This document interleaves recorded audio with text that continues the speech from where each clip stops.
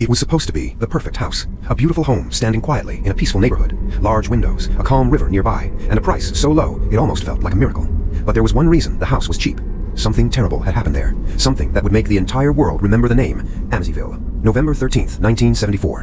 In the middle of the night, while the town slept peacefully, a young man walked through his house holding a rifle. His name was Ronald DeFeo. One by one, he entered the bedrooms. His parents, his brothers, his sisters, 6 members of his own family, all murdered while they slept.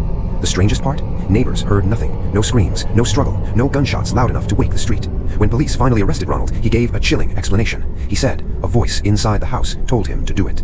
After the murders, the house stood empty for nearly a year. Most people in town refused to go near it, but eventually a new family arrived, George and Kathy Lutz, along with Kathy's 3 children. They knew about the murders, but the house was beautiful, and the price was impossible to ignore, so they moved in.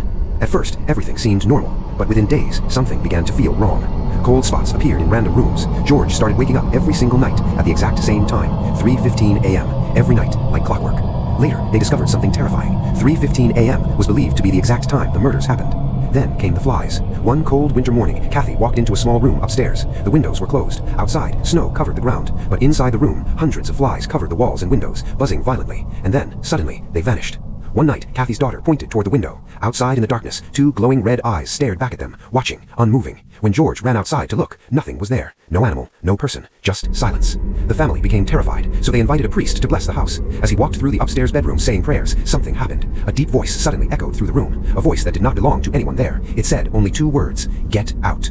After leaving the house, the priest became violently ill. Blisters appeared on his hands, and he warned the family, do not stay there. But the nightmare was only beginning. Doors began slamming by themselves. Heavy furniture moved across rooms. Kathy claimed she was lifted into the air while sleeping. And George was changing. He sat for hours staring into the fireplace, barely speaking, as if the house was slowly taking control. Then came the final night, January 14th, 1976, just 28 days after moving in. Loud crashes exploded through the house. Doors slammed open. Invisible forces seemed to rush through the hallways. The children screamed. The walls shook, and the family finally realized they could not stay another second. They ran out of the house in the middle of the night, leaving everything behind. Their clothes, their money, all their belongings. They never came back. Years later, investigators and paranormal experts studied the house. Some believed the story, others said it was all a hoax. But even today, people who visit the property say the same thing. Something about that house feels wrong, like something inside is still watching, waiting. So, the real question is, was it all just a story, or did something truly evil live inside the Amityville house?